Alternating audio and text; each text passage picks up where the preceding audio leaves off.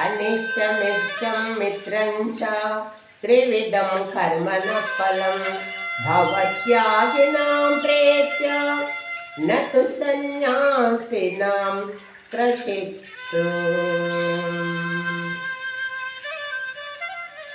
నియతత్యంతు సన్యాసం కర్మణో ప్రవర్ధతే మోహశయ విపరీతజ్ఞం సమాహం పరికీర్తన.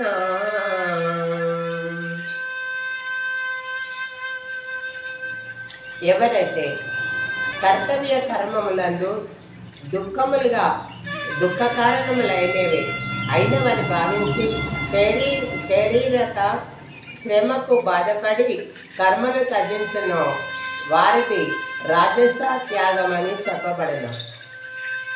అర్జున, శాస్త్ర సమ్మతమైన కర్మలను నిష్ఠం చేసే భావంతో చేయగలిగినవని భావించి ఎవడు ఆచరించనో అటులని వాటి యందు ఆసక్తి లేకుండా ఫలత్యాగము చేయును వాని త్యాగము సాత్విక త్యాగమని చెప్పును. ఎవడు కోరికలతోటి ప్రవర్తించక భగవంతార్పణంగా కర్మలు చేయును అతడే త్యాగి అని చెప్పబడను. అర్జున, దేహదారికి కర్మలను పూర్తిగా తగ్గించే సౌఖ్యము కాదు. అందుకే అత్యంతమైన కర్మలను తగ్గించకుండా కర్మ ఫలమును తగ్గించిన వాడే నిజమైన త్యాగి అని చెప్పబడను.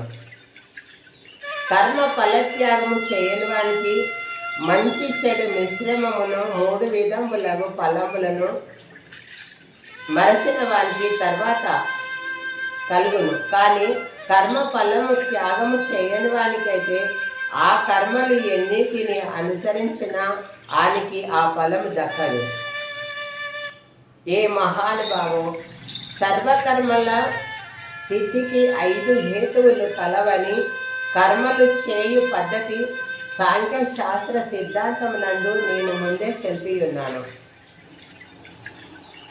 నా నుండి తెలుసుకొనుము.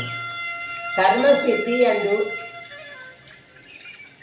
అనిష్టము అనగా శరీరము కర్త, ఇంద్రియములనబడు సాధనములోను భిన్న విధములైన శ్రేష్టలు మరియు దైవము అను 5 హేతువులు కలవు.